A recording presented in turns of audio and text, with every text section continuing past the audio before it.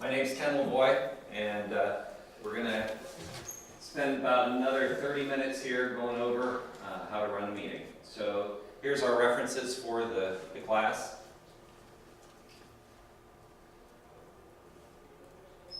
Our objectives.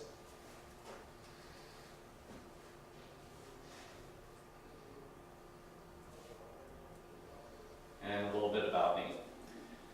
Who in here has been in Legion longest? How long have you been in? How many years? Oh, since 01? He's got me beat. Oh, 2001, yeah, wait a minute, let me look for sure. I think it's 26 years. I'll tell you. Yeah, 26 years. 26 years, and you've been in 18, you said? Yeah. 18 years. Sir? 6. 15. 15? 6. 11. 11. How long have you been in? 3. 3. Well, I'm not going to pick on you. Here, I'll pick on you since you're 6. Okay, so this is basically, we've got such a small group. We're not going to have set up, when we have a larger group, we'll set up just like the officers and how to run an actual meeting, and we'll run through the whole meeting. But what I did is I handed out the notes, and it's right out of the manual that is right up there. How to conduct a meeting. And then and this is page 2 and 3 of that. So every post has a different, kind of a different flair to the actual conduct of a meeting based on how the post does their business. But this is a general guideline. So what we'll do is if you were the commander, I have been for 2.5 years. see, you have this down to a science thing, right? You're the commander. You're the this time. commander this time, okay? So the very first thing there, I'll let you read it, okay? So what's it say that's the very first thing that you're gonna do? One rap with a gavel, that gets their attention. And then to start it, you stand, and the color bearers advance the colors, and then when they start, hand salute. Okay? And then when they get it posted, the chaplain will offer prayer. The chaplain does his thing. Then we have the empty chair ceremony, and I'll read a POW MIA empty chair is placed at all official meetings of the American Legion as a physical symbol of the thousands of American POW MIAs still unaccounted for from all wars and conflicts involving the United States of America. This is a reminder for all of us to spare no effort to secure the release of any American prisoners from captivity, the repatriation of the remains of those who died bravely in defense of liberty, and a full accounting of those missing. Let us rededicate ourselves for this vital endeavor. And then, so we'll now repeat the Pledge of Allegiance. Okay, I'll hold you right there. Okay, so you're the commander, right? Yes. You're a facilitator. Everybody know what a facilitator is? Kind of sets the tone for the meeting. Yeah, are you voting as a commander No, during a meeting? No, right? You might. only the tiebreaker. Tiebreaker right there on the bottom. Correct. The second piece here. Do all your posts prepare an agenda? I do. You do. I Okay. do. You do? Good. Yes? No? I basically follow the pattern that's in the book.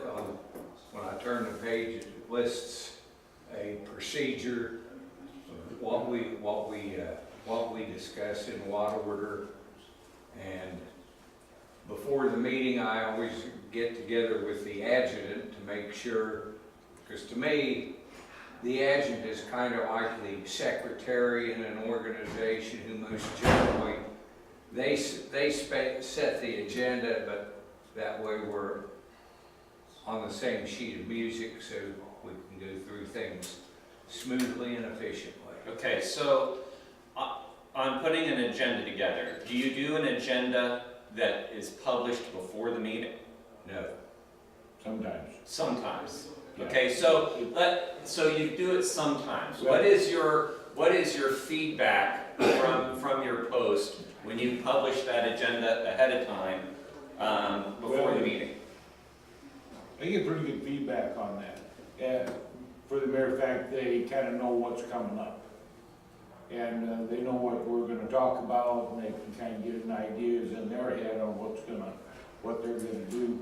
The only time that I haven't done an agenda, just run short of time, you know. Sure. But more often than not, there is an agenda present at the meeting for the people to pick up when they're seated. I can tell you at my post, we do not publish an agenda ahead of time. We have an agenda obviously for the meeting, as most people do, but we don't do it ahead of time. And the new commander coming in is going to do that, publish it ahead of time. Because we've all been in the military, right? And how many meetings were you always attending while in the military that you got to the meeting and you're like, why am I even here? Or, you know, and then the person goes through the meeting and you're like, good morning. And you're like, hey, you know, I really didn't even need to be at this meeting. And so it helps having an agenda ahead of time. So obviously you know what's coming up, how long the meeting's supposed to be, and then if it's something that actually pertains to you. And for a post, if you have the agenda ahead of time, then if it's something that's, you know, important to the to your post members, then they know to attend. Yeah, I also find that it's more helpful to me, because otherwise, if I don't, I'll forget what the heck I'm supposed to be talking about up there, seriously. Yeah, and that's the other You know, side of it. It keeps you on track. You get sidetracked on some issue or something, and you forget the other things that you should talk about. And whether you're conducting a post meeting or even in a committee meeting, a lot of times you'll have an individual in there that, you know, they have something they want to get off their chest, or a point they want to get out there, and they can take control of your meeting. Yeah. And that's rough. It is. You know, it was mentioned by our parliamentarian the last courses we taught when he was up after his course or class he spoke to me, and he said that, you know, when he became a post commander, one of the very first meetings, he said there was like 100 people that showed up. He thought, man, I am the greatest commander ever. Everybody showed up. He says, you know, he felt really impressed. But then the reason they were there is they had something they wanted to get past. And they tried to take control of his meeting, thinking they were going to steamroll him over. And so, of course, having an agenda keeps you on track. You can kind of, you know, shut that person down, saying, hey, we've got some other items that we need to address, and put it off to, you know, for a vote later on, or, you know, send it to committee. I make one up for my ad agent, that way he has everything I'm gonna say and what we had covered, and anything added, he can just put down. It makes it a lot easier for him, and our minutes are a lot more realistic when it actually happened. Sure, and, you know, we, one of the items that's, I think they're gonna actually bring up to vote in my post is, for the, not the smoking, but the vaping. E-cigarettes, Yeah, and, because there's a few people. Already outlawed Oh, you did? them, Yeah. years ago. Yeah. And, you know, the current commander was blindsided in the meeting, and, you know, it wasn't handled good, and so they're gonna bring it up for a vote in June. And, yes? Now, what I've done is if someone brings something up and I see that it's going to be rather lengthy, I'll say, let's move on and we'll cover this when we come to new business. That's what it's Yes. supposed to be. Yes. So we talked a little bit, meeting preparation. Okay, so we talked about the agenda, the importance of the agenda, print it for the meeting, and I think we're all in agreement on that. It helps keep us on track. Let's see, participants know what to expect, sets the right tone, keeps the control, so we've covered all that. The ceremony, itself, and you were just getting into that, the Pledge of Allegiance, our preamble. So it sets the tone. Bonds, lays the groundwork, reiterates our purpose. And then, do we all do this? No. I'm sure the doors are closed. Do you ever have people coming into your meeting kind of halfway through? Actually, our hall, we added 2 new restrooms on, so we had to cut a hole, and the architect didn't put a door. So anybody walking back to the restrooms are like, what's going on? It's so annoying. So how would you solve that? Partition maybe, or? We've talked about putting a curtain up. Advancing and saluting the colors. Where did the colors go for the meeting? To the right of the commander or to the Right, left? right. To the right of the commander, or to the left if you're out there in the audience, right? And make sure the eagle's facing up. That drives me nuts. You go into a place, you'll see me walk up and turn that dang on I thing. do You that mean too. like the one back there that's sideways? And that's sideways, you know, it's not. Like that one, yeah. Yeah, that's just annoying. That's Yeah, Ohio, that's that's what I'm Ohio talking flag. Oh, man. And when members come up, I'm sure the commander can speak to this, you know, crossing the colors and going over the table. I just lit one of our That's like junior high teachers up at our last meeting. She's been there 100 times. We've given her thousands of dollars, and she went to walk over and grab her check. I'm like, April, you gotta go around the table. Oh, sorry. Yeah, this upcoming meeting that I've got, I'm expecting a lot of people there that have never showed up to meetings before. And we're gonna go through the entire 1 rap, 3 raps, what everything means to educate these guys. We've had I had a stir up in our post, and we got, like I said, we're gonna get flooded with people we've never seen before into that they will not know how to conduct themselves at a meeting. So we're gonna set the ground rules right from the get-go when I hit the podium, so. Let me ask this, how many people normally come to your meetings? 15 to 20. Okay, But saying, same? In the post, we have about 36 members. Right. Of a post of 703 veterans. That's a good showing, considering what, yes, sir. We've got about 100 members in our post, and normally we have 12 members Okay. show up. About 10, 12. About 10, 12. So what do you think, other than posting an agenda ahead of time, would be a way to get more members involved? Send it out by email to everybody that's got it. I usually try to, but, you know, Yeah, the problem, you know, our post, you know, we're very large, and our membership age went down, I think, 1 year. So we were average age 73, I think now we're 72, right? So a lot of older members, some don't even want to look at email or want to open up email. You've got Facebook now, social media, websites, but a lot of people probably, the older members that are retired are coming into the canteen, right? So possibly posting the agenda on a monitor within the canteen. What else could you do to get membership, drive membership? Postcards. Postcards? Your older members like getting mail. They like Okay. to see it. They can have it on the fridge as a reminder.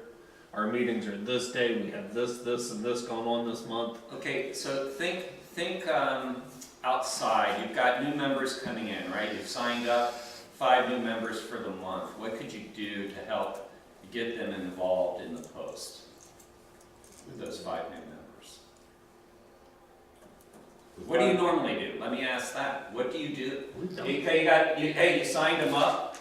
Do you let them know that there's a meeting coming up, or do you kind of forget about them after they've signed up and, hey, I've met my quota for the month? We have a 6-page post newsletter. Okay. And in the middle, there's a calendar for current month and a calendar for the future month. All the post activities are published, put in that calendar. Then there's a mini calendar on the back that people can cut out and put on the refrigerator. So that's one way. Okay. We get it out. And there's always a lot of thank yous in the Post newsletter for people who did things for the Post, whatever activity we had for a given month. And there's a lot of information. Okay. Anybody else? What would you do for new members? What's a way to get new members involved? Other than just signing them up and saying, hey, welcome. You know, there's the canteen, there's the restroom, and our meeting's on the first Monday of every month. Yeah, that's basically it. Our Post does not have committees. Not one committee. Oh, not one committee, okay. Not Wow. one committee. It's. So committees, I mean, that's one way. Yes, having committees for people to participate in is excellent idea for Post. Yes, sir. Take them around and introduce them to other members in the Post, so they get to be known and they know who other people. If they Okay. don't know anybody, they feel that all alone and they won't come back. Yeah, definitely. Yes, sir. The one thing our Post does, we have 2 meetings a month, but the second meeting really is conducted as a meeting only if we have some special business. But what we have, that one night a month, we have dinner for Post members and significant others, so. And here's where I'm going with this. We had the gentleman's here actually in the other class, but when he was here in this class, when we had our midwinter, he had mentioned that they do an initiation. So they have all the new members come together and they have an initiation for them. So that's one way to get them involved. You know, how many of your members, when you know, you get to the meeting and it's once a month and you have to pre-print the preamble because they don't know them. Okay, so everybody's sitting there reading, oh yeah, that's, yeah, you know. So initiation could be, you know the preamble. Your 30-second elevator speech. We're doing it a little different here for the Buckeye College, but the National College, what they'll do is they randomly call you up in the middle of the class. Get up in front of everybody and you gotta give your 30-second elevator speech. And they gong you. They got a huge gong. Bam! 30 seconds. So it's wherever you're at. Now everybody understands what the 30-second elevator speech is, right? Yes? Yes. No? Okay. So what it is picture yourself getting on an elevator. You've got about 30 seconds to convince the person next to you who's a veteran why they should join the American Legion before that elevator opens and they're out the door. So it gives you 30 seconds to say how great the organization is, everything they do, and why they should join. So you've only got about 30 seconds. So it's challenging, but you could do that as part of your initiation. And of course, talk about what your Post does. Give them an overview of everything. Take them around, introduce them, because when I joined, as large as my Post is, when no one did that for me. Yeah, I went to the canteen. I sat Friday night for an hour. Maybe someone would talk to me, maybe not. For a whole year. Before people started saying, oh, hey, yeah, there he is, and actually being more friendly.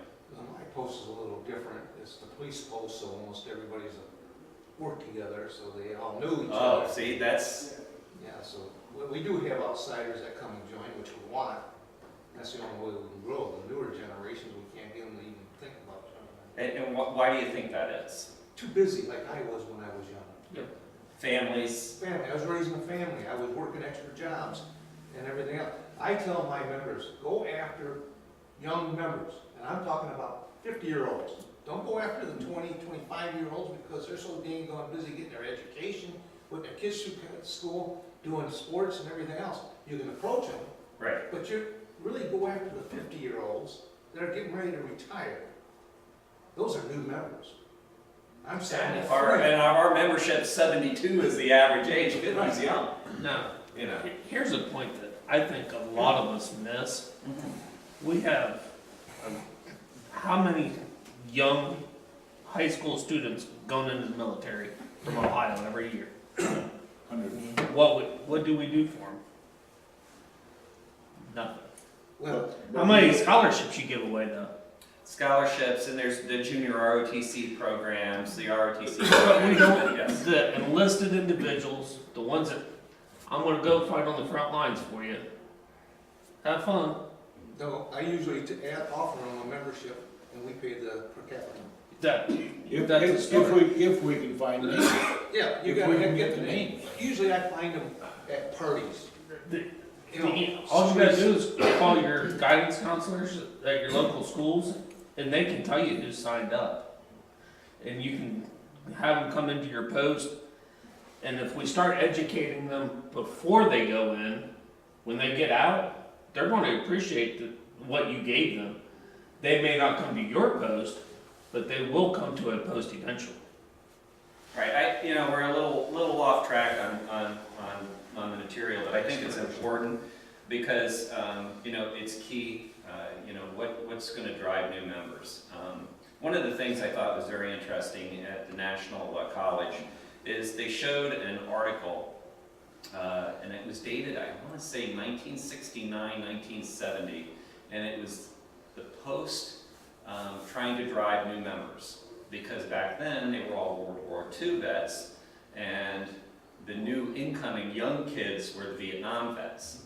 And they were saying, oh, well, we need to change the music, and they didn't want to go to the rock and roll versus the polka music, and it was a snapshot in time, and they were facing the exact same issues, people are talking about today. Hey, well, we need to change the music, that'll drive members. And what they found out, it wasn't changing the music in the canteen, it was actually getting people involved in the community and the projects and the things that the Legion support, the focus of our pillars. So that's what got people wanting to join the Legion. Because people are busy, when they're younger, but even our younger members are involved, the ones that, know that the Legion is more than just the canteen. So, we'll run through this here. And I lost, she said, uh-oh. I'm gonna have to go holler at Holly, because her computer's locked. Hold on a second. Let me go find her. Be right back. I heard it. Yeah, you're locked, no, it's locked up. Whoa, that's because you talk too long. We got Sorry. I we can't do were that. talking about members.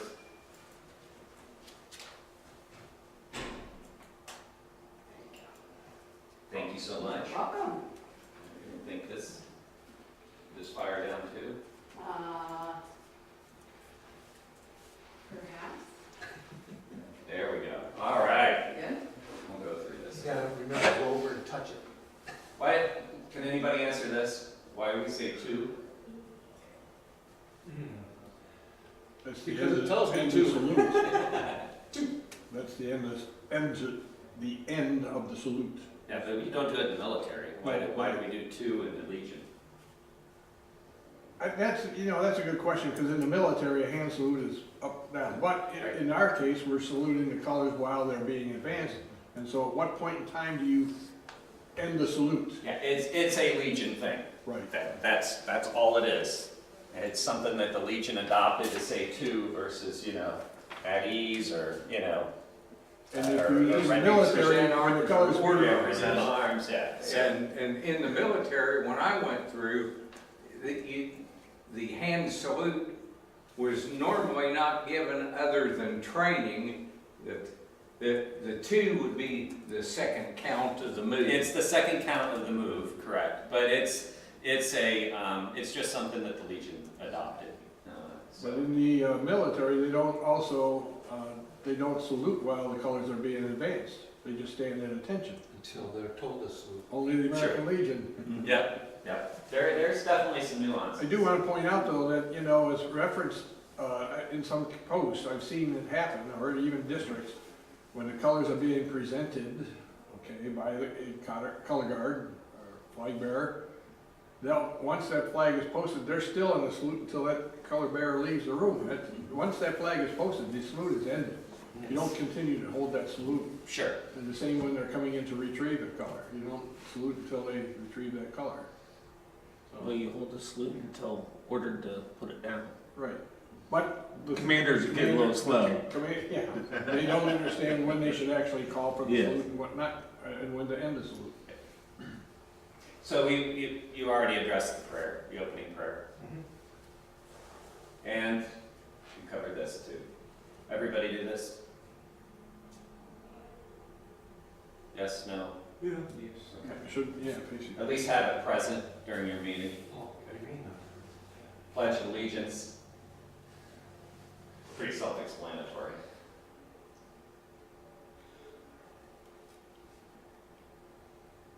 Members remain uncovered, optional for women. We're going to talk resolutions later on this afternoon. I know at the college last year there was one of the members that was wanting to put forth a resolution to have women as the same standard as men. So I don't know where that's at, if it ever made it up to national level, but it was out there. What's the ruling as far as they're uncovered while eating? And that's interesting. Covered or uncovered while eating or drinking? Or for women? Because the simple reason, the women looked at, I talked to one woman, she jumped all over me saying, women don't have to uncover while eating. Right. And I'm going, I don't know if that's true or not, so. And you know, the reason that started, I believe, is because the women's hat was physically smaller than the men's hat, and they had the pin on it. Right. And Hairstyles are different. Correct, and they had to pin them in place. And so rather than them trying to pull their bobby pins or whatever out to uncover and then try to re-affix their caps, they stayed on. So you're sitting at the canteen or at a convention, department convention, and you've got your cap on, your cover, and you're sitting at the bar. Do you have your cap on while you're eating and drinking or not? I know. I do while drinking, not while eating. Okay. Not while eating, while drinking. Anybody else? Usually I have it on while I'm drinking, but not eating. Okay. So, at the college, the past national commander, who was female, her husband was our facilitator, our group, small group facilitator. And she sat in as our facilitator for some of the sessions. And she said, that topic came up, and she says, do you want to be the person whose picture is taken while drinking with your cap on, and it goes national? You know? So that makes sense to me. I don't want to be that person. So probably best to take your cap off. Now, irregardless of what the regulation says, because you don't want to, set a bad precedence. Now, when you put your cap down, how do you put it down? Does it lay like this, Yes. or does it lay like that? Ladies, so people can see. Pins up. Up. No? Pins down. This is up. Ah, Oh, really? Okay. So here's another thing that was very interesting, and I'll just bring this little trivia up. We were talking about being in the Legion uniform, right? The blue blazer, the gray pants, the white shirt, and she stopped me on that as well and said it's not what the regulation says. So it's really interesting. So why did it come about? Why did we go to the blue blazer? Does anybody know that? Okay. So think back, and I think our current commander, national commander, has his picture, his official picture. He's in the Legion uniform. He's actually wearing the original Legion coat with his ribbons. Most the older pictures back in the 30s, 40s wore that. But the Legion changed to get current with the times, and they were trying to get away from that formal look. So in the early 60s, they went to that blue blazer as a way to have more relaxed standards, which today is, I'm not putting a tie on, I don't even remember how to tie a tie, and then you have to wear one. So it was a change to the rules back in the early 60s for a more relaxed standard to the blue blazer. but it doesn't necessarily say gray pants. It says dark colored pants. Which Okay. brand, which? Blue, brand? and it says blue or black blazer, not blue. It says blue or black and dark colored trousers. So I think it's interesting that we're, we've morphed into just the gray pants and the. Going back to the hat, if Yes. you're holding a meeting and you have people sitting out there drinking beer, and they're drinking, but if during the meeting you're supposed to keep your cap on, you say take your cap off if you're drinking, what is the proper way to go?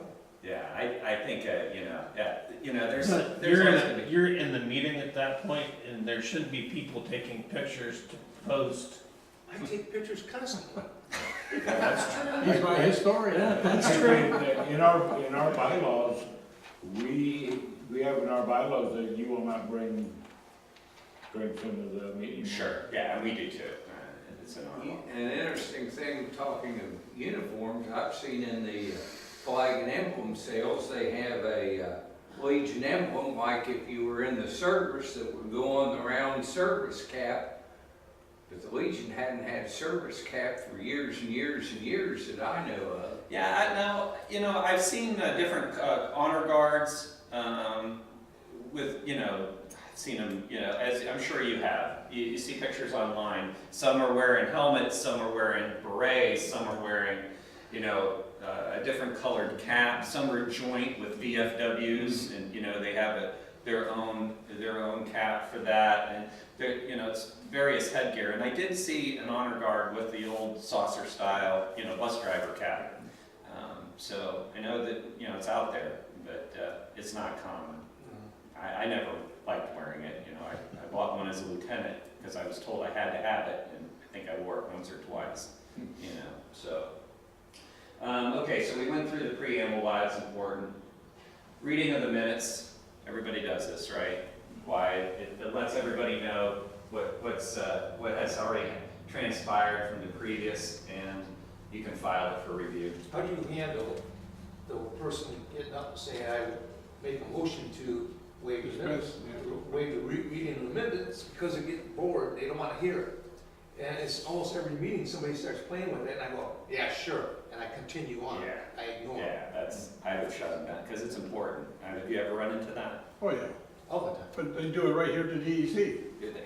Yeah, well, of course, right, that was a discussion at the last DEC, is that the subject was brought up about what we have from the previous DEC is the entire transcript, word for word, of what took place Sure. in the meeting. That's That's not the minutes. 80-something. We don't actually have minutes. So that means we have, and they don't have the ability, I mean, they do, but it's gonna cost us a lot more money for them to go back through and pick out, and do they really know what are the key items? We'd have to go back through and pick out all the key items to make a set of minutes to be read, Sure. a brief of what transpired in the DEC meeting so that they'd have. And that was brought up at the last DEC meeting, because you're not gonna read the transcript. No. You got 5 hours of transcript. Right. But we I got, wouldn't we want got to be in that meeting. adjutants that can do a synopsis. Yeah, well, the adjutant's making sure everything else is going on here at the DEC meeting. She doesn't have time to be actually taking minutes. We'd have to put one of our staff members on. Any adjutant. Yeah, I'm not- well, yeah, but we'd have to put, yeah. Nobody wants to go through the whole minutes, but a brief synopsis of minutes. Yeah, at a post level, I think you can almost, I think they have to.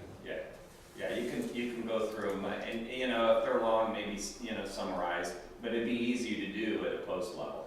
Because how long are your meetings? 45 minutes if it's a long meeting. Yeah. Okay, 45, everybody about 30 to Hour and a half. hour and a half, really? Oh, a lot of times. Wow. Now, do you have your meetings monthly? Yes.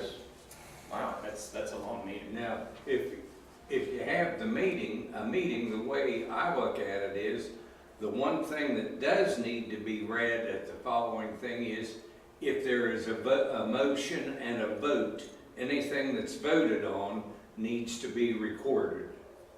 You don't need to spend 20 minutes about it. I would just tell the adjutant, after so much discussion, such and such was voted on. Now, normally, I like to have the minutes read because, as you said, the average age of the people attending are usually a little elderly. Mhm. They tend to forget a little bit, so if you read the minutes back to them, they, oh yeah, okay, let's roll. And It they'll- just refreshes. Yeah. Yeah, it refreshes what was covered. Committee reports, you don't have committees. Some of the committees. What other committees can you think of that you might have? Does everybody have a finance officer at their post? Let's start with that. But you know, the finance report is not voted on. It's only informational purposes because vote on and accept it, there has to be an audit conducted of it and you vote on the audit. Correct. You're not gonna have an audit every time, for every meeting. Right. We vote on it every meeting. Okay. Huh, I never knew that. Yeah, it No, has to be, nor did I, we vote on ours all the time. yeah, but Yeah, okay. if you vote on it, it's not acceptable because it's not been audited. Okay. You only do one audit a year, so it's all for informational purposes. You can discuss various things about the finance. Okay, that's. And then our post, they mentioned, this is for audit, so that. Right. That's good to know. And you never put the figures in your minutes. Yeah, I would. No, but at one time we did, and then people would, yeah. I'm also president of the fraternity, or police fraternity. And our problem was, next thing we knew, the TPA, who's our competitors, had all of our information as far as financial. So we never we just say it's on record, and if you wish to see it, it's in the finance office. That way we got around, whenever our minutes went out to everybody knew about it. And we didn't like that, especially with our phone solicitation, Sure. The business, how much we're making, Sure. so. Yeah, no, I agree. Okay, so what other committees might you have? Child and youth, Child and youth, Americanism, what's up there? yeah, Americanism's up. Building committee. Building committee, that's, yeah, building Does committee. National have canteen on it as one of the reports? I don't think so, to be honest Because, with you. I don't because remember canteen seeing is it. not part of the American meeting. It is not, and you're correct. And putting a report in a meeting, that really starts. We don't do it. That goes under Not your communicating at our post level. Yeah, because that, too many issues develop in canteen. Yeah. It's just a pain in the butt. Yeah, our canteen falls under our trustees. Yes. Yeah. And trustees report to the executive committee. Okay, so an executive committee would be one committee, correct? Right. Yes. Okay. Who's on an executive committee? Commander? Past commander? In district level. Commander. Or should be the table officers. You'd be vice Finance commander. It should be the table officers And plus. adjutant, yeah. Plus, You should have some members at large. And we have two. Our trustees are totally separate from the exec board because exec board. They oversee There's the another facility. committee that we need, that we have like, once a year, when we get close to, the end of the year, we have a nominating committee for the Okay. upcoming officers. nominating committee. And we have, of course, different summer functions, and sometimes we'll have committees for those summer functions that are held outdoors as well. And that should fall under the second vice's report. Exactly, Right. exactly. No. Sick call, importance of it. Unfinished business. We mentioned that a little bit earlier. It's anything that's been tabled or not Yeah. It's completed. not old business. No, no business, it's unfinished. Looks like Gary had some input on Well, that. I think Gary would say that items that are tabled is not old business. Items that are tabled are supposed to be brought at that same meeting. Right. You don't table it, if you table it, it's to be taken care of at the meeting. That's right. Before the If meeting. you want that way to to carry over, you postpone it. That's right. Yeah, we got schooled by Gary at Big Winter about that. And we talked about this earlier, right? Initiation of candidates, people that are coming new to your post, formalizes why we do it. When do you do it? When does the manual say you should do this? We always do it the first meeting that they attend. Okay. But if you did it once, at least once a year, when's the time that you do it? Now, I'm gonna go off an of memory I here. do it under, I think it actually, the manual says January is the month that they suggest to do it. And I may be wrong, but that's what memory serves me, it's January. And then, of course, you're introducing them to the post. And it could be just the person who signed them up.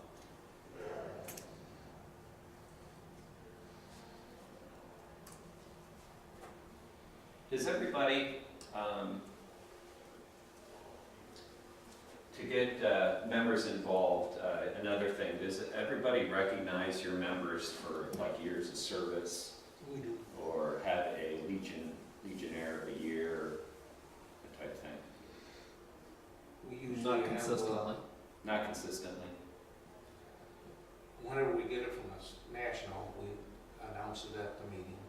And if the person's present, we give them a pin and the thing. If they- I think Legions, you know, and even in the military, they did a poor job of recognizing people because no one wanted to fill out the, you know, in the Army it was the DA 638 saying, hey, here's the award recommendation.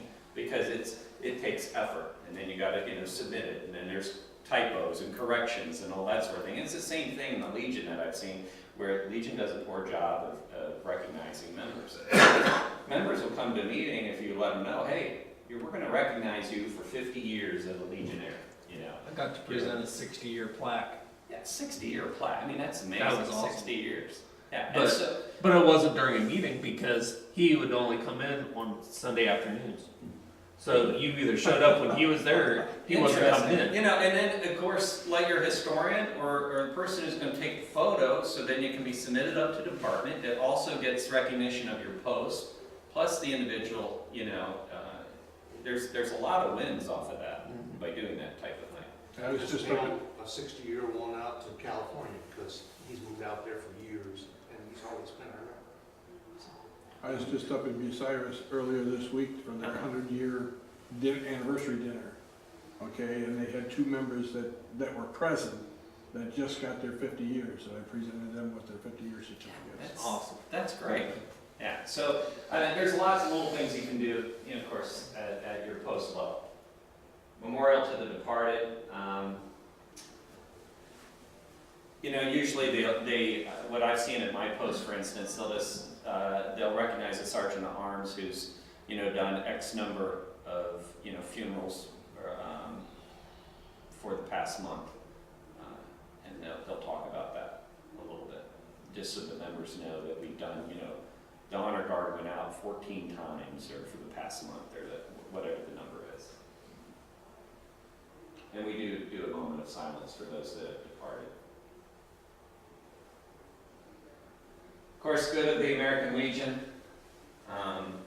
You opened up to your second page there on that document that I handed out to you, not you, but you got it, right? So it says the suggested order of business. It goes through all the sick calls, the unfinished business, initiation of candidates, and we're down towards the I think it's L there. Business for the good of the American Legion, and that's where we're at. So, and then you close. You want to run through the closing ceremony real quick? Okay, what we usually do, is there any further business to come before the meeting? If not, the chaplain will lead us in closing prayer. 3 wraps of the gravel. uncovered. And then till we meet again, let us remember that our obligation to our country can be fulfilled only by the faithful performance of all duties of citizenship. Let service to the community, state, and nation be ever a main objective of the American Legion and its members. Let us be ever watchful of the honor of our country, our organization, and ourselves, that nothing shall swerve us from the path of justice, freedom, and democracy. And then, color bearers, retire the flag of our country. Now, do you actually retire colors at your meeting, or you just We We hand retire. salute? You do retire? I mean, it can be either or. We hand Yes, sir. There's a point with the POWMIA chair cover. Yes. I don't know if you covered that at the beginning or not. Yeah, we We have Covered it just briefly. If you put the chair cover on Yes. after the meeting, the colors have been posted, then you have to retrieve it before you close the meeting. If it's already in place, you don't have to do that. Good point. But we, we do it, and then, before we get to, retiring the colors, I usually command, Sergeant at Arms To retrieve it. retrieve the POWMIA, and then, Well, the procedure is if you open the meeting up, as you're opening the meeting up, you do the pledge, et cetera, when it comes to the POWMIA chair, you then cover the chair. Then you have to retrieve that cover before the meeting comes to an end, close. If you put it in place before the meeting starts, your colors are all in place, you don't have to worry Right. about it. But you can, Huh? Yeah. you can retrieve it. You can, but you don't have to. Yeah. We usually, Because you my didn't sergeant put it at in. arms wants something to do, so he wants to. if you post it, you retrieve it. If Right. it's already posted, Right, you can pick it up after the meeting. right. All the references are on legion.org. You can do a simple Google, how to run a meeting, American Legion, and it'll bring up this manual that this document's in. Again, it's page 2 and 3. There's also Robert's rules, which are really good, especially if you're an officer or a commander. It keeps you on track. It's been around a long time, many revisions, and that's available as well. Amazon.com as well as legion.org or Adlo sales. Okay, another thing that bugs me. State that a veteran has a right to salute the flag during the national anthem or whatever they're doing. The Pledge of Allegiance, Yes. for posting the colors. Now, if you're uncovered, if you don't have a cover, and you have somebody that's in your meeting, because a lot of times I have people that come for Americanism, or if somebody says, oh, you're part of, I said, come on over, you'll be my guest, but they're not, they're actually veterans. Do they salute with the hand, or do they put it on their heart? They have the choice. They have the choice. They have the choice? Okay, Sir. that's my Well, this is where the American Legion disagreed with the law that was passed. Okay, The law that was passed says that any veteran has a right to do a military salute during the national anthem or Pledge of Allegiance, okay? Or at least the national anthem.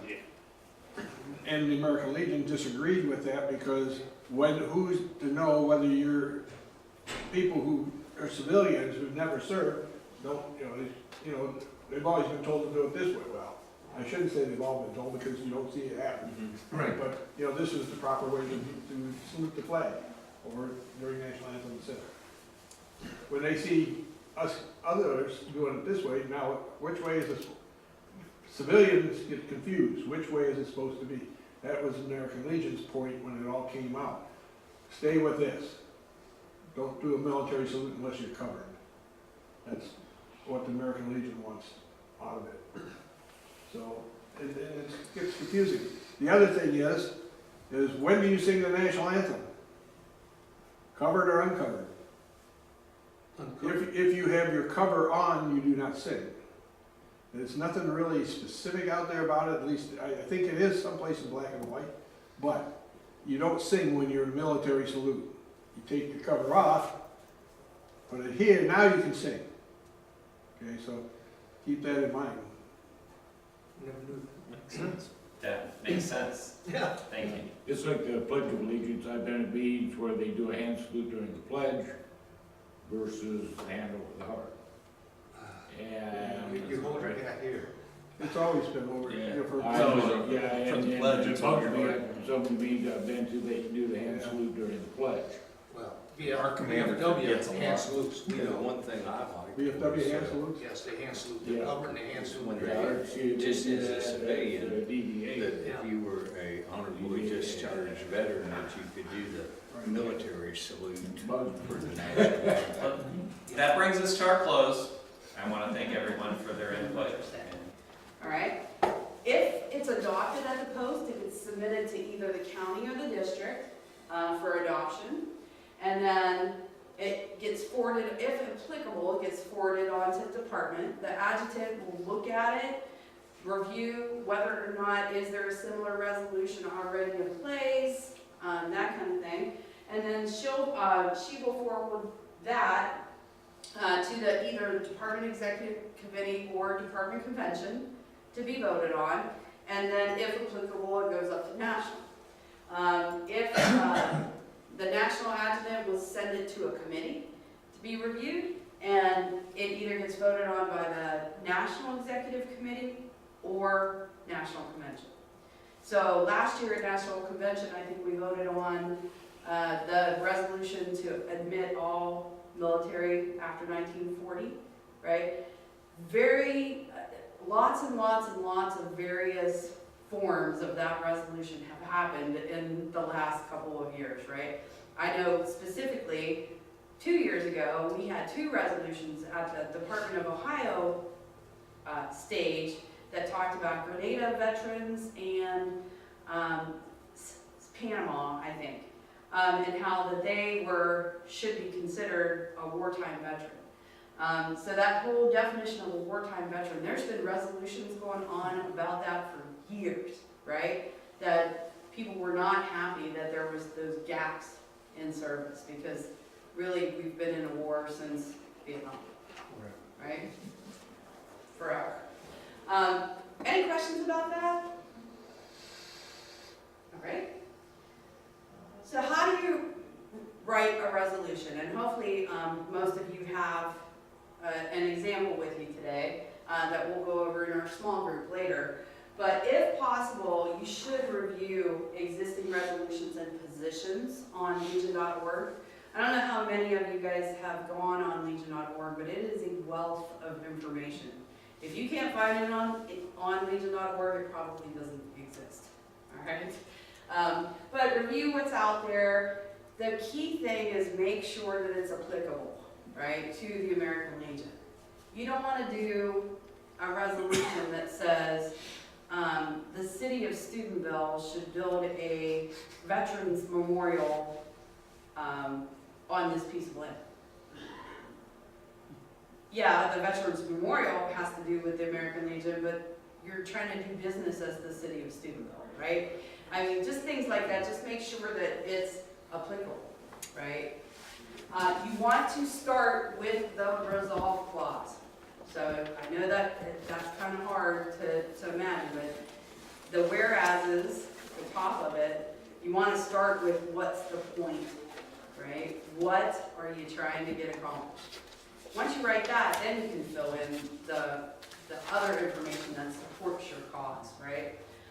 Ensure that it covers only one subject. You will see if you go out on legion.org, there's some really, really complicated resolutions out there that I would not necessarily have written that way. But sometimes there's like 6 whereas or resolve clauses and it just makes it really complicated, right, for people to understand. So try and keep that in mind. Who are you writing it for? Who is your audience? And try and keep it as simple as possible. You use the preamble to provide background information. So whereas, right? Whereas this is happening and that is happening. You need to be concise, go from broad to specific, use facts, not assumptions, right? So you want to have a reference list so that if somebody says, well, where did you get that there's 10,000 of these veterans?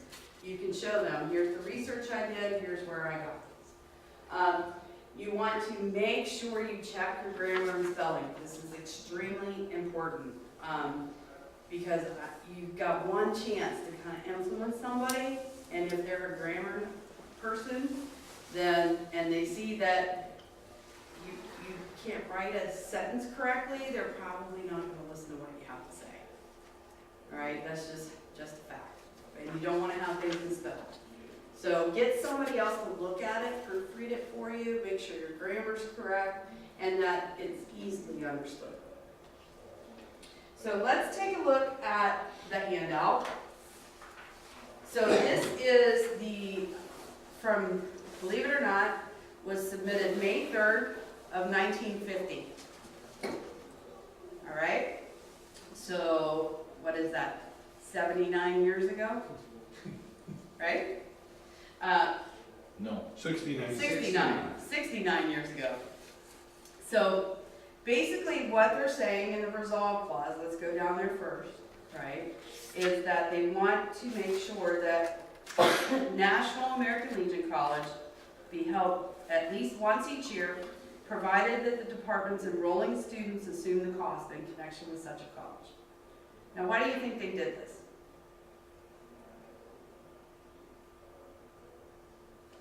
Why do you think they wrote this resolution? Obviously, because it was costing, the people that wanted to go too much money and they couldn't afford to go. Okay, that's one reason. Educational purposes about the American Legion. That's another reason. So apparently what happened, and I'm inferring this from the whereas clauses, apparently what happened is they had American Legion College, and then somebody decided that it wasn't worth it to do. So they stopped having it, right? So the reason they did a resolution is so that it would be in writing that we are going to have a National American Legion College every year, right? And then probably as a compromise, I would say, probably to the Finance Committee, they added that provided the departments pay for the student, right? So if I had to like put myself back in time, I'm assuming that's why that was added, right? Because the cost, right? Somebody was questioning the cost of it and whether or not it was worth it. And somebody came up with the idea, oh, we'll just make the departments pay for it. So let's put that in the resolution. All right? So if you look at the whereas clauses, they're pretty simple sentences, right? So American Legion College was established 1944. Continuation of this activity was recommended by another convention. And then you have the budget issue. Postgraduate college following American Legion was discontinued by the NEC. And then it is recognized that this activity is actually really useful, so we want to have it. And so kind of all in those 1, 2, 3, 4, 5 sentences, I assumed that somebody got rid of it because they couldn't afford it, and they realized that the person who wrote this was passionate about education to the Legionnaires, right, or they never would have gotten written.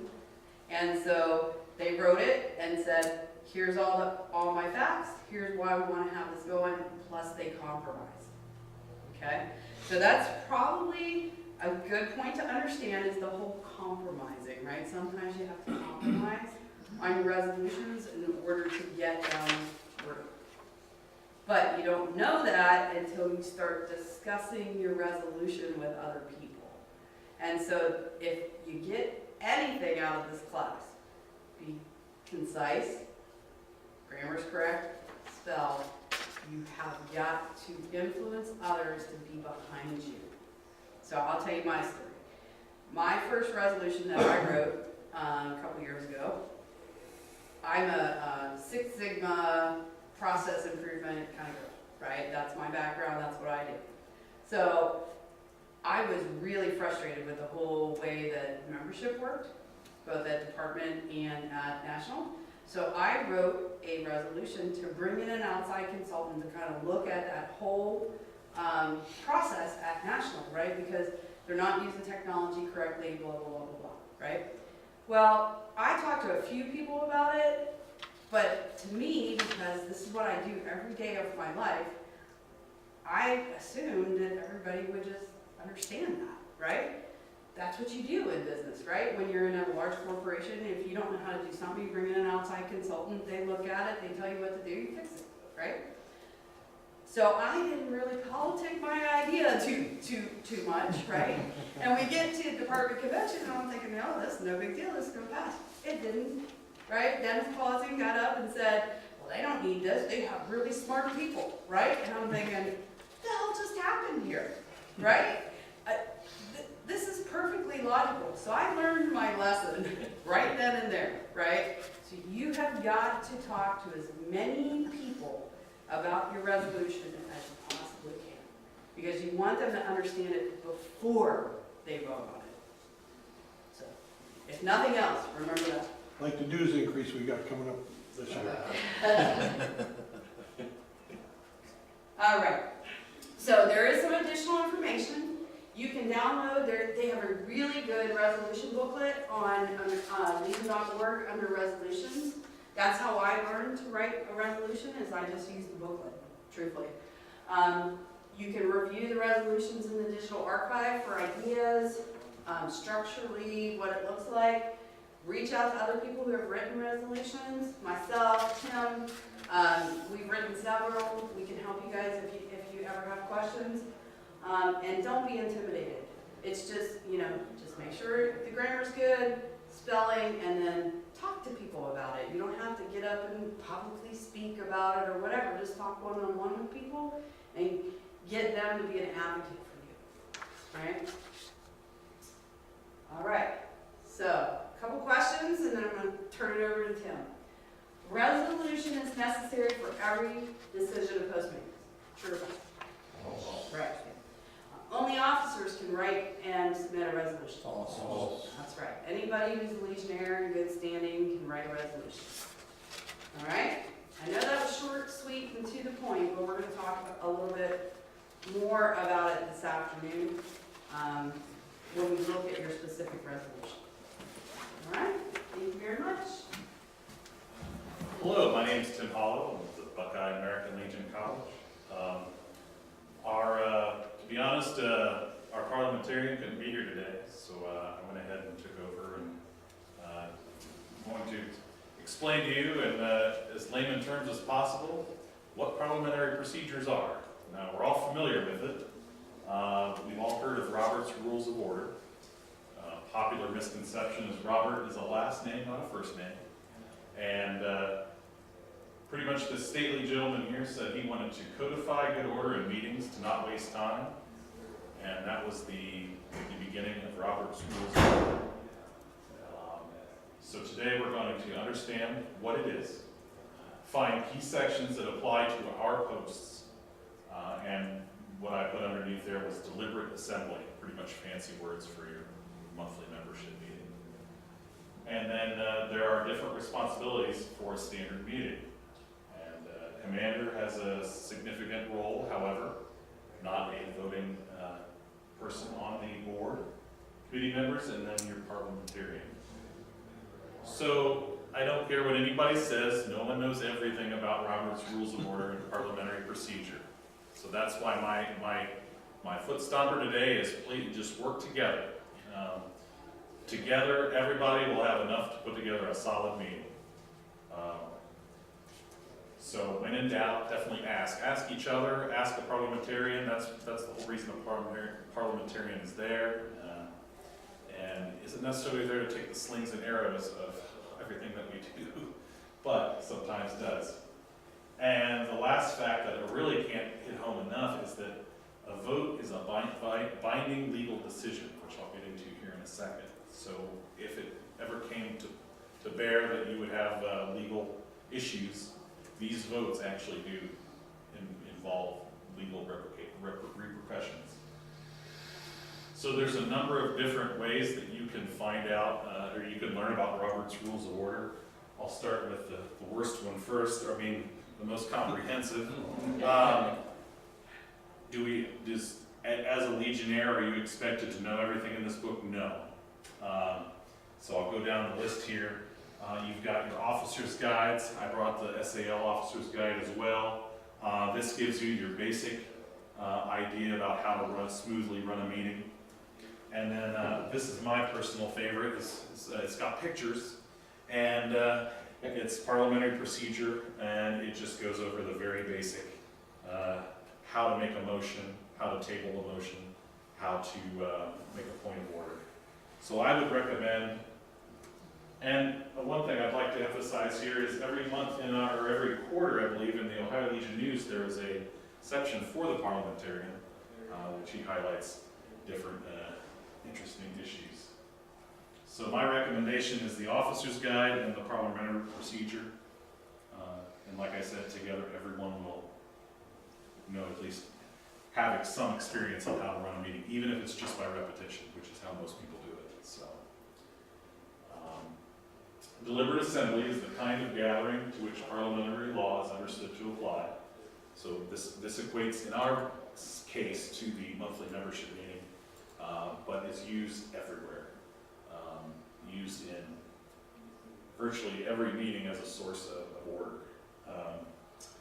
The commander is the presiding officer or chair. It has a number of different terms, but in reality, he or she facilitates the meeting, as we discussed before, but has no vote unless there is a tie.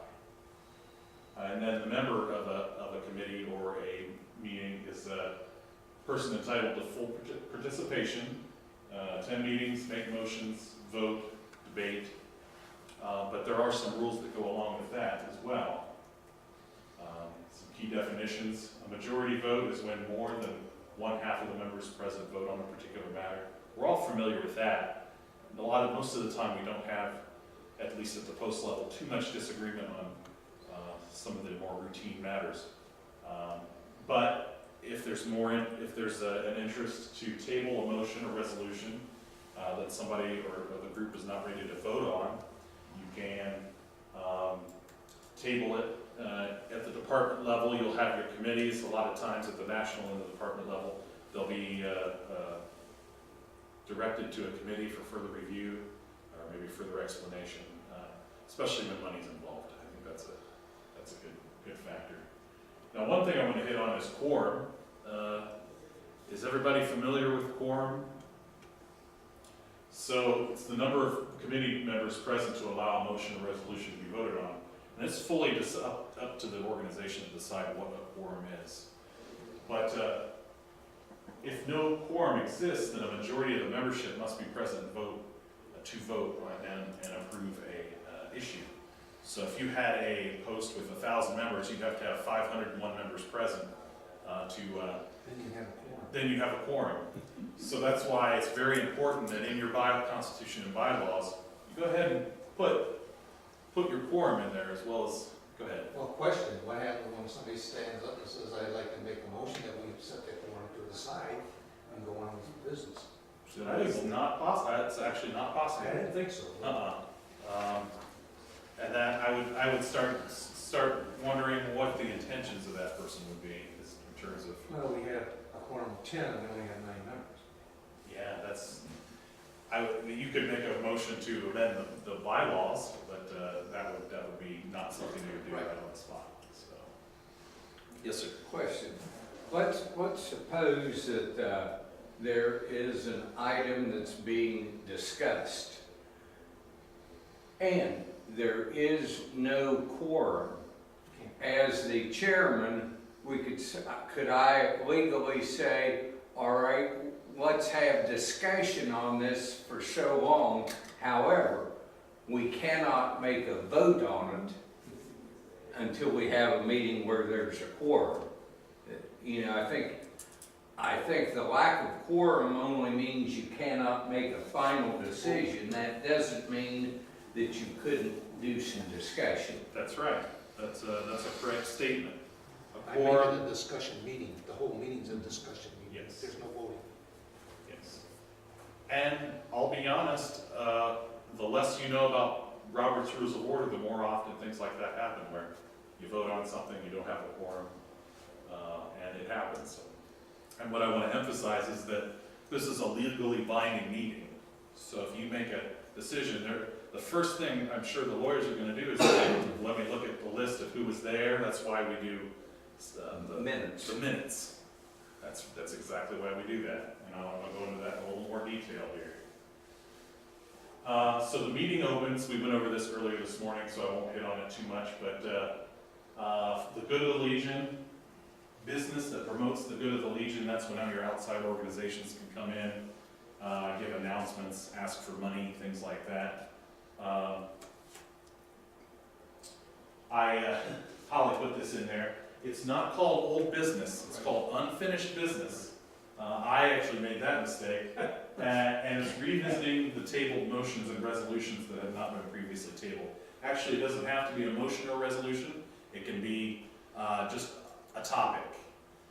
We had a topic at my post a few months ago about, we were thinking about connecting with a Royal Canadian Legion.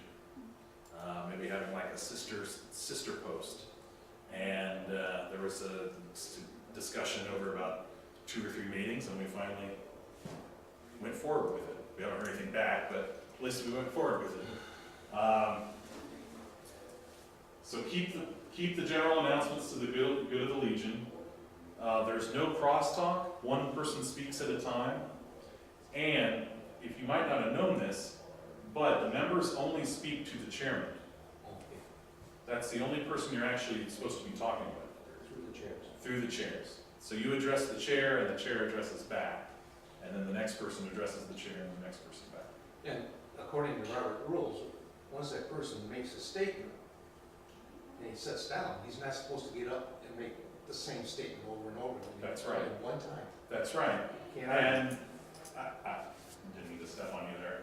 One of the more important points that I'd like to make is Robert's Rules of Order. It's easy when there's a majority opinion, but we also have to give them. They have a right for minority opinions, the ones that are not popular, maybe won't get there, but at least they had their say, and they used the democratic process to go ahead and make that happen. I guarantee you, every one of your posts has a different meeting agenda. And the point is even though yours may not be like someone else's, as long as it follows the procedures, you're fine. And emphasize that if you don't have a written down meeting agenda, you don't have to write all the topics each time, but like your script, what your commander is reading off of, how you go about each order of business, that's what you need, and it's a legally binding document as well. And the parliamentarian, not a thankful job, but at least you have somebody there that's tasked with doing that. So we talked a little bit about Robert's Rules of Order. Your latest edition is the 11th edition in 2011, and we conduct business in a deliberate assembly. And that is where we will end this. Fortunately, we have Mr. Minadio, who's our Department of Ohio parliamentarian. I put this on here so that when you guys go back and you have a parliamentarian question, he is happy to help. So make sure you take him up on that, because he is a great resource. What was that last 4 digits? Okay, sorry about that. 616. You can get him on departmentofohio.com also. Yes, we will. It's easier to say, whoops. I'll let you all write this down. Now, all of these presentations will be available on the OhioLegion.com in a reasonable amount of time after this session. And one of the things that we're going to put together is do a scripted version of the slides and make it into a video so that you can go back and revisit. And then we're also going to have some continuing education in the future. So, yes, sir. In reference to quorums for meetings, did National say anything about somebody calling into the meeting and being added to the quorum? I can get back with you on that. That's a good question. Because No, some meetings are now being conducted by Skype or whatever, or streamed, so members who can't get in can see what's going on in the meeting. But I've done a couple of meetings. One coming up, I'm gonna have to call in, because I'm the president. And I'm not gonna be there, so I'm gonna call in and let somebody else run the meeting. But I know we've used it in our post meetings. And is there any difference between an in-person meeting and a virtual meeting? So yes, sir. Just a suggestion, to me, that question might be subject to a resolution at each post to add that to their bylaws, whether they will permit that or not. Possibly. Because what might work good for one post might not work good for another. And I think probably if there's, I'm just saying, I doubt there's anything in many bylaws about that, but I think that would be a excellent subject to put in the bylaws, whether you could phone in and take part in the meeting that way or not, and that way, that would eliminate the problem. I tried to go virtual meetings and, because of Wi-Fi problems, I had to cancel it. But now I know I got on my phone that virtual, where I can go on my phone and use it. That's right. So I'm gonna try to do it again, but I had a lot of opposition against it because, oh, people are gonna see my face on the internet. I said, no, they're not. It's a closed like thing, you know, but because of the cost and Wi-Fi was gonna cost us like $60 a month. Right. Yeah, and not enough people was working. You know, so I pay $700 a year. They're always looking for a way to get your money. Right. I use it every day, sometimes 5 times a day, web access. And I'll have meetings with people in Germany, throughout the United States, Canada, You're an international corporation. or Norway. Well, here at the department, we are utilizing go-to meetings to conduct our meetings, so that we don't have to have everybody coming in at all times. And save our Travel. Right. Well, they started out with membership meetings, right? Yep. With, from the department here. The program I was using, I can have 85 people around the screen, and they can participate. All they had to do is, you know, say something, and we recognize them and make sure. But it just didn't fly. Yes, sir? Now, I know the commander normally does not have a vote, but when you're voting for, say, a commander position, does he vote in the election? Yes, he does. That is, Because normally you use a paper ballot or you use paper? Paper and vote. Paper ballot, because you're voting for one thing. Right. That's a good question. That's a good question, because if you're a tiebreaker, you're voting twice, see? that is a good question. Yeah, I never thought of that. But We've never let ours vote, but I know several years ago, if he would have voted, it would have made it a tie. That's something I will look into. Because he's voting twice, he or she is voting twice. Possibly. And, And he can vote for himself twice. twice. I never had that problem. Nobody wants to run for it. My biggest thing that I have seen, and I'm an district SAL vice, that one person likes to run the meeting back from where he sits. Pays no attention to Robert's Rule of Orders. I had to read up on it, because there's so many times you can ask a question on a topic. I think it's 3 times. it's 3 times. And it gets to be when a person is trying to run the meeting from where he's addressing the populace at the meeting and not going through the commander. It's been a problem for me. I would just, once again, caution, don't take these lightly, because everything has a reason. Your minutes, your roll call, your constitution bylaws, each vote you vote on, and you never know. I'm about to get into another subject here once. What I do is I print up the entire agenda, the entire way to run a meeting, and, you know, all the, like, commander's report and everything's on my agenda, Yeah. and plus the prayers and everything, in case my, you know, chaplain doesn't show up at the last minute, or my vice doesn't show up. I usually have everything that they've told me that they're gonna cover at the meeting on that, so I didn't know that that was a legal document. The published meeting agenda is. Okay. Not, by published meeting agenda, I mean the overall, That you pass on. Minutes of The minutes of the meeting. the meeting, the structure of the meeting is. Now, you can, that is, the minutes is more of a report. Here's what we're going over for the day.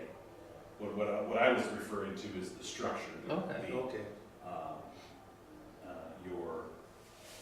your reports, your new business, your unfinished business, you go to the Legion.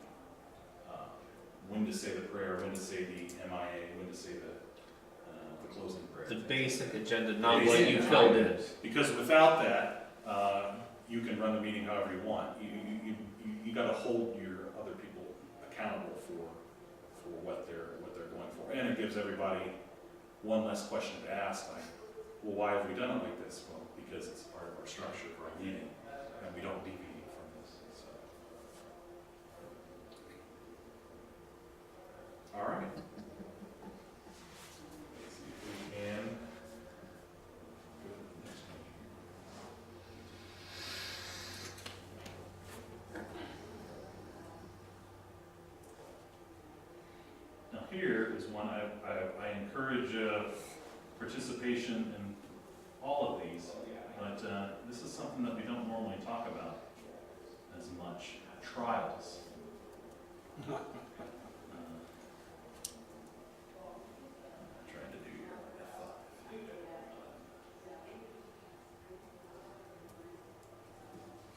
Okay. So now we're going to talk about trials and trademarks, which is pretty much two different briefings with some similarities together. Mr. Whitney couldn't be here today, so I'll be doing this. So, has anybody been a part of a trial? Which is interesting because out of 6 of us, or out of 7 of us, there are only 2 of us that have actually been a part of a trial. They don't happen that often, but they're an internal way to resolve an issue. So when is a trial necessary? How are the charges made? And the biggest part is ensuring a fair trial. Now, the national, the articles and the national constitution bylaws go into great depth because they need to make sure that we will do this properly. And usually there's a lot of outside help if something like this were to happen. So you're not on your own. So Article 4, Section 2, trial is necessary to expulge a member or suspension of a member or removal of office. Now here's where it gets a little bit fuzzy. What is disloyalty? There are definitions of it, but some of them are easier to prove than others. And usually what happens is something happens where multiple issues come up at once.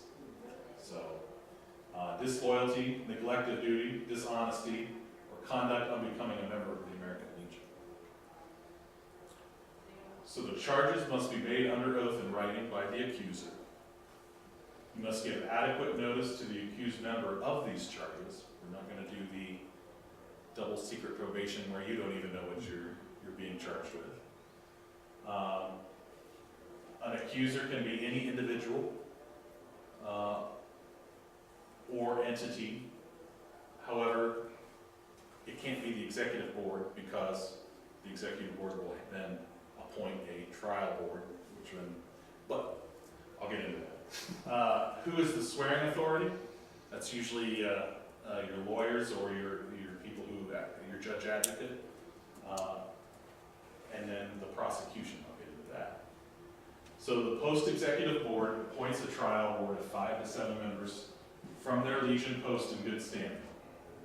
And it does not need to be members of the same post, and I would recommend other posts get involved as well because liability and equality and fairness, but it doesn't have to be. The executive board is the appointing authority, but no member of the executive board should be on the trial board. The accused must be informed, the witnesses who will testify, and a copy of all the documentation necessary that they're going to supply. Just like in a regular courtroom, you don't want to have there's no such thing as sudden exhibit C where something new comes forward in the middle of the trial. So the trial board will take 10 days after the appointment, and the accused may be represented by counsel. The counsel can be anyone of their choosing, but usually a lawyer is probably the smart choice. So the post judge advocate is your presiding official. I don't want to say judge, but it will end up being the judge. Just like a regular meeting, there's a meeting minutes. And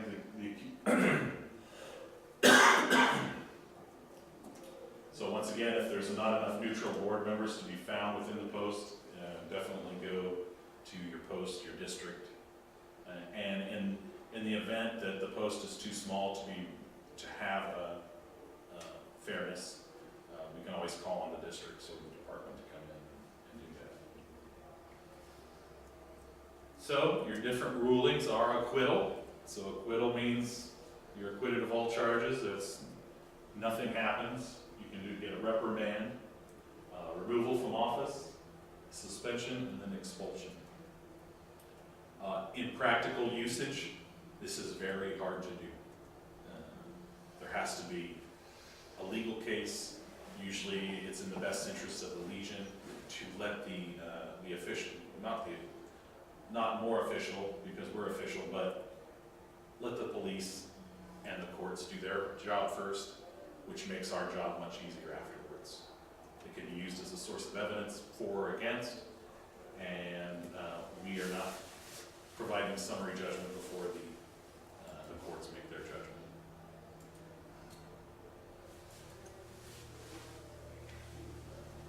So you can appeal your suspension or expulsion by the Department Executive Committee at the next Department Executive Committee meeting, and the appeal is filed with the Department Adjutant.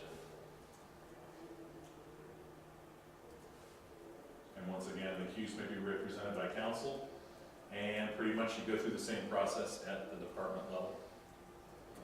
There will be a testimony heard on the trial board.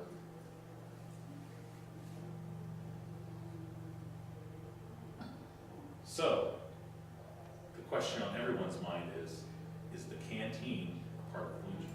No. No, it is not. It is a avenue for posts to raise funds to provide for their activities. I'm not going to get into all of the different details because there's a lot of them. One thing that I've seen is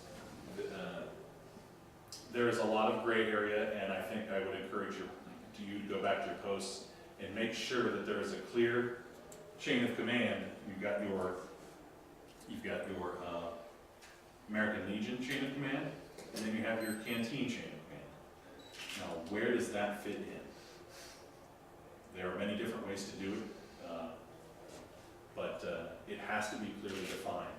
And one thing that I have seen is usually the majority of the issues that come about are usually under the influence of certain alcohols.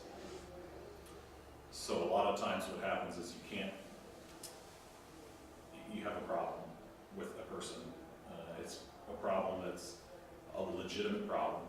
So you use the canteen as your way to leverage a penalty. So, and a suspended member can join another post, and an expelled member can join another post, but only if the expelling post agrees. So usually at that point, though, it's something pretty serious. I would probably recommend not. Find something more productive to do. And then now we get into trademarks. Did anybody have any questions about trials? Yeah. We've got a situation going on at our post where we did not conduct a trial.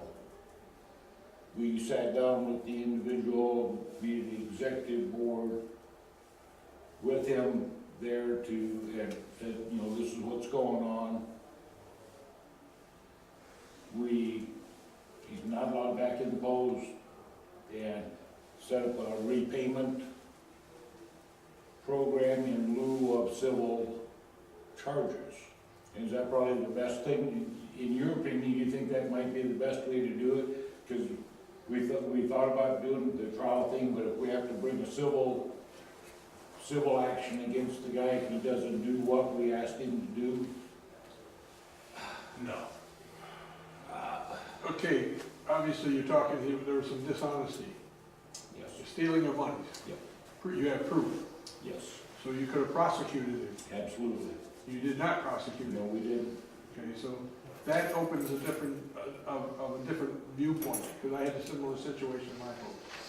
And what we did, we set up a repayment, well, I brought the police in. I had the police officer, met him outside and discussed it with him. He said, I want you to know, if I leave here without him in my car, you can't come back later and say he didn't pay his bill. Because I set up a program for him, a repayment, set up a contract with him, and he repaid us. But, you know, the thing of it is, I said, I want you to scare the shit out of him, that he's gonna go to jail, and he's gonna be somebody's bitch, and things like that, you know, I want him to really get the bad, and the officer went along with me on it. But now, you're gonna be, you're on your own with the contract of him paying you back, you know? And you suspending from the post, you can suspend him from the post. You're not gonna expel him because you want him to pay you back, Correct. okay? And then you make sure you have restrictions on him. Now, as far as a trial is concerned, I mean, you should have essentially had a trial without, since you did not bring law enforcement in, okay? But if he's willing to go along with it, you're okay. If he's all willing, you know, you sat down and talked with him. But, you know, you really should have had a trial to make everything legal. Because he doesn't have to pay you back. If he doesn't want to. But I was just thinking that we probably, do you think we have recourse if he doesn't to go to civil? Nope, not now.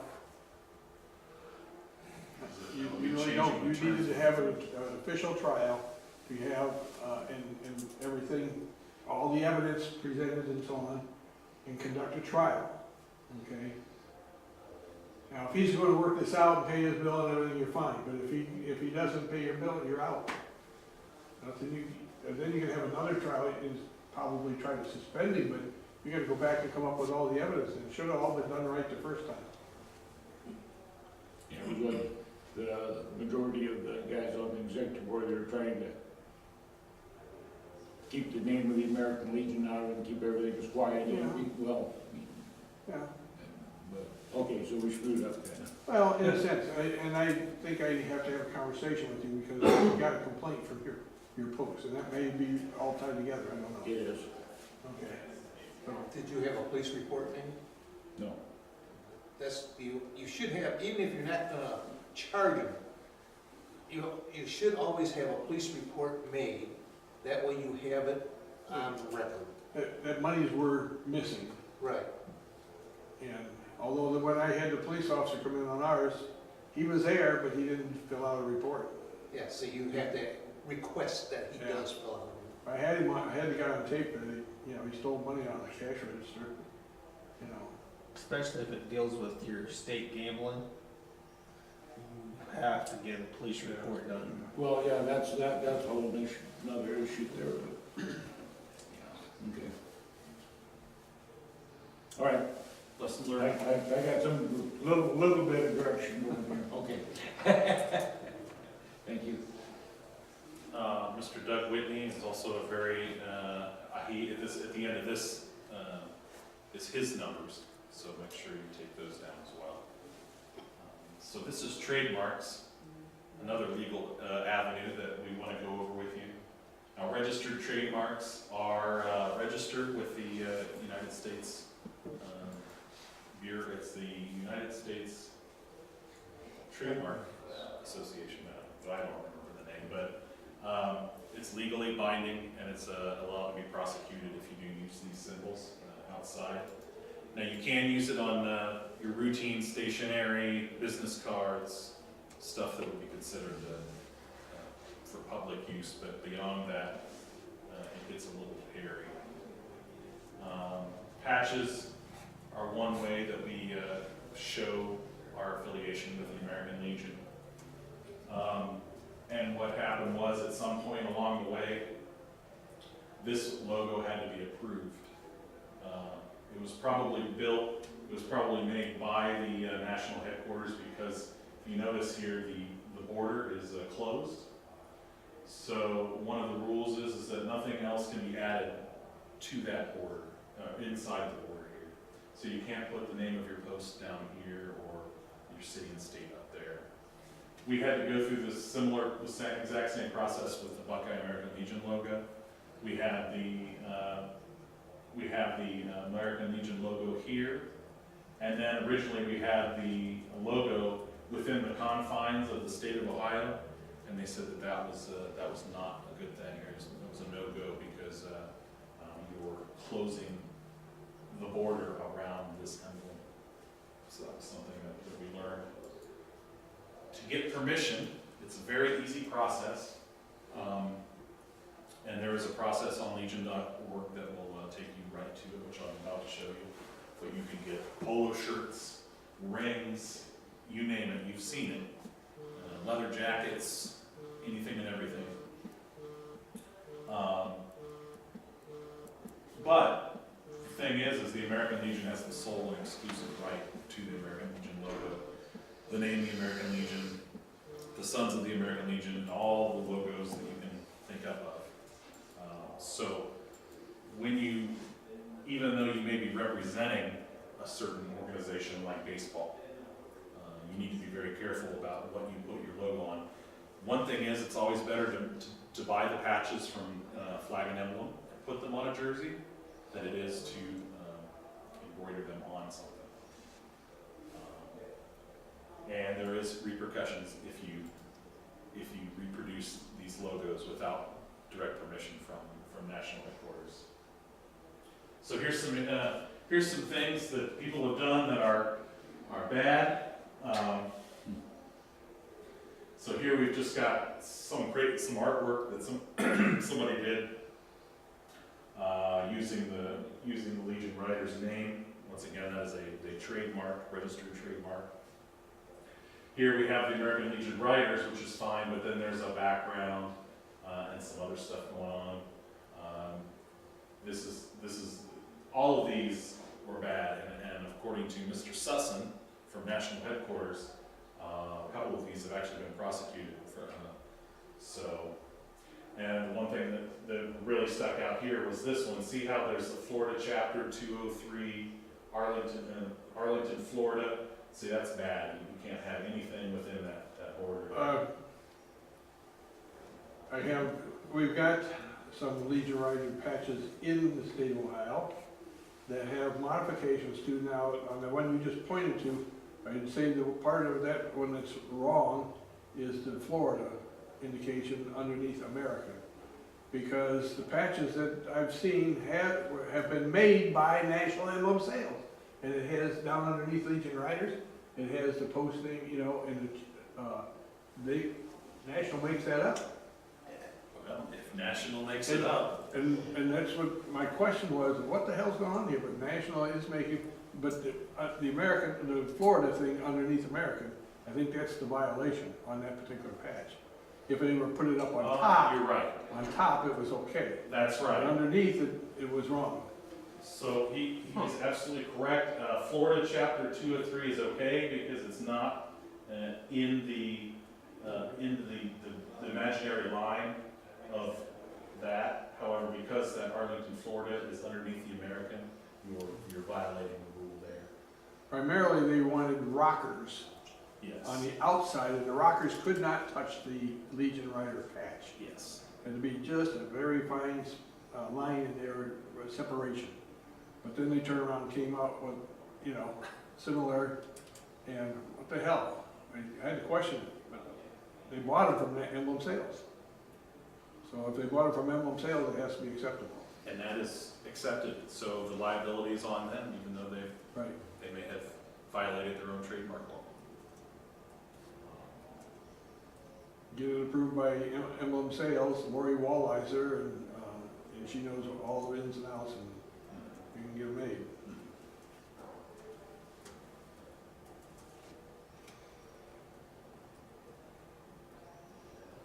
So you can think of many, many different issues where trademark violations have come into play. How many have served overseas? We've had, I'm sure you're all familiar with the knockoffs, the Happy Donaldses and the and the Nike shoes and the remade versions of that. Actually, it's, international law is becoming more strict on that. If you go to a manufacturer and say, I would like this lapel pin made with the American Legion logo, and you do not get permission, you're liable, you as well as the manufacturer are liable for court costs, attorney fees, damages. And the big thing here is recovery of all items. Like if you made 300 patches, you'd have to go back to every person and say, I have accounted for all 300 of these patches that were made in violation. So, and if you don't, more legal action. So. And who has the right? The bottom line is the national adjutant, but they're way too busy to be approving each of these things, so they give it to the National Emblem Sales Director. And in reality, the National Emblem Sales Director gives it to an appointee. Or a Wallizer. Or a Wallizer. It says, please make us look good. And the thing is no post, county, district, state, or other unit, or any officer can manufacture without permission. Nobody else. So if it doesn't directly involve, if you want to embroider something, don't put the American Legion logo. Put your post and everything else, but just leave that out there, unless you want to go through the process of Getting approval. getting approved. Right. Permission is easy. It does take a little while. But go to legion.org, emblem request. I'll leave that up in case you want to write it down. But it's a very fluid process. All you do is you say, how many of the, what I want to make, how many, who's going to make it, and what's the cost. And we are in the process of purchasing our Buckeye American Legion pins as we speak. And it was very, very easy to do. It just took a little while. So if you're on a short timeline, don't expect miracles. The logos on my car had to be approved for placement on the car before I could do that. Looks good, by the way. I think it'll look good. Now, once again, stationery, posters, daily needs, your pens, things like that. Well, even pens actually are subject to, but if you're giving out a business card, it doesn't matter. So, I think we've all made that mistake. And probably most of us in this room, don't raise your hands, have probably done or made something that have violated this rule. So it's not it's the big ticket items. And especially, don't beg the question of going around in your Legion Rider's jacket with this huge emblem that's out of regs. So, I would say t-shirts are probably the biggest one. yes, that is true. That is true. And we've done several. Just remember, either don't put the logo or get approval. Now, there are official emblems that you can download.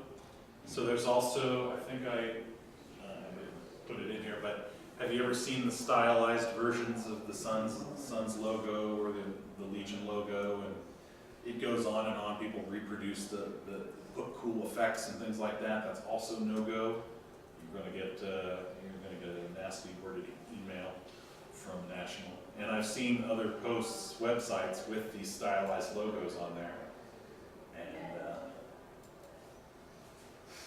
just Even meant making up a simple flyer, and you put the American Legion logo faded in the background, type over top of it. It's in violation. How many times have we done it? All the time. Well, how many times you put them on a black t-shirt with the white emblem? That's, nope.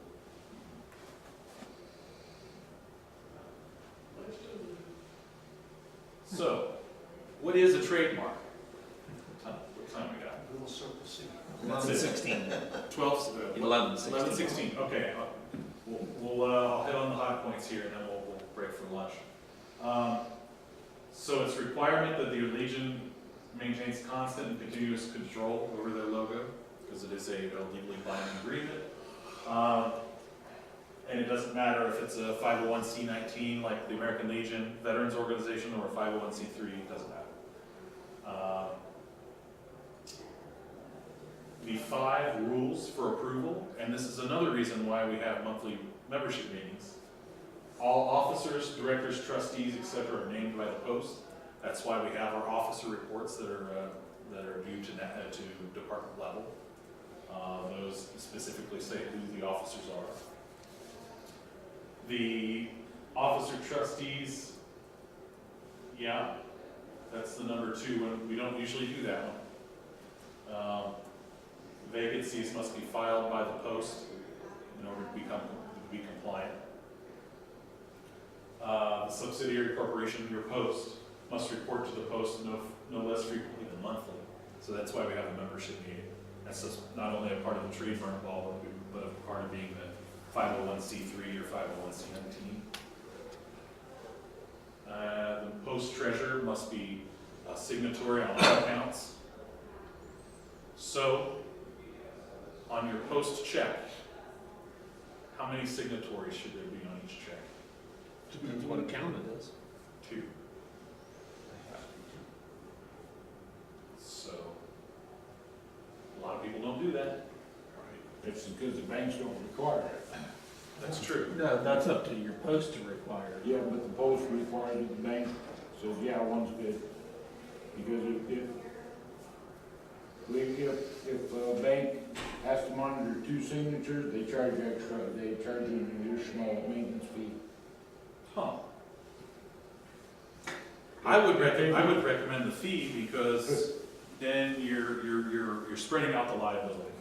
One of the biggest issues that people don't realize with post level operations is liability.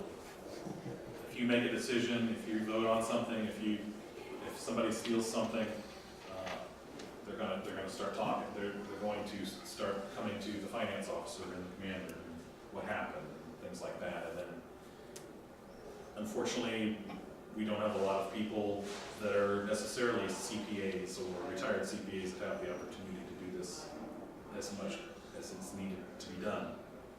But that's just my soapbox. And this also means that your finance officer should be on your SAL checking account Yes. and your Legion Riders. Yes. And the post finance officer is automatically the ALR treasurer as well. Has to be. Really? Supposed to be, yes, Yes. required by law. Because I know he's on the account, but he can't sign checks for them.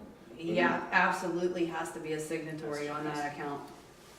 Every account, like your gaming account, your charities account, your general funds, your ALR account, Sons account. And the big thing is, like I said, with liability is that finance officer needs to be in the know of every single account that's there and what's going in and out. Yep. And I would recommend putting as many eyes on those accounts as possible, because that's where.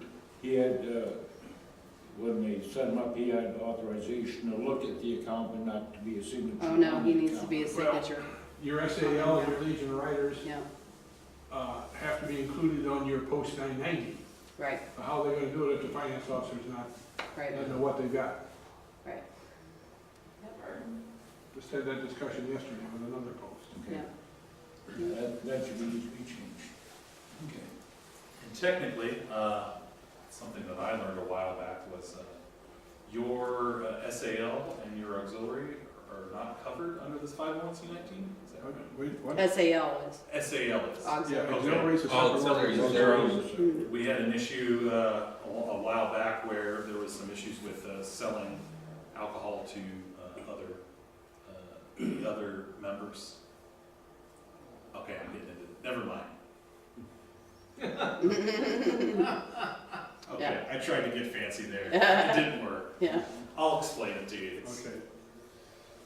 And then number 5, moving on quickly. All amendments to articles of incorporation must be approved by the parent organization. Your quorum, your agenda, your constitution and bylaws, all the rules are required to maintain your 501c19 or 501c3 status?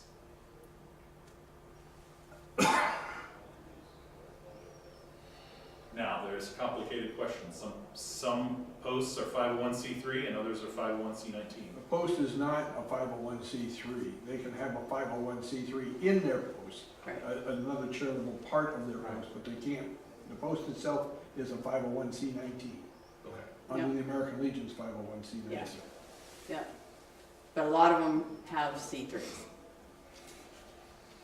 And don't forget to renew your 19 every 2 years. Yeah. Otherwise, it's a pain in the butt. Yeah, it is. Every two, five, Or whatever it is. every 2 years? Yes. With what? You're showing that your nonprofit status as a veterans organization. You register with the Secretary of State every 5 years, on the continuation. Yes, it is 5 years. 5 years and it's $25, yeah. Yeah, we had to pay 150 the last time. That's your incorporation. Yes. Have I answered all your questions? I only dug myself one hole.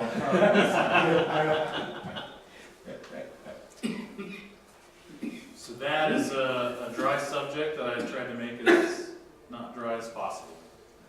Now, once again, Mr. Doug Whitney is our department judge advocate and is available. His number, as well as Mr. Minadio's, is available on the ohiolegion.com page under the staff. It's actually the officers. Is there anything more I can do for anybody today? Okay, well, thank you very much. Ethan?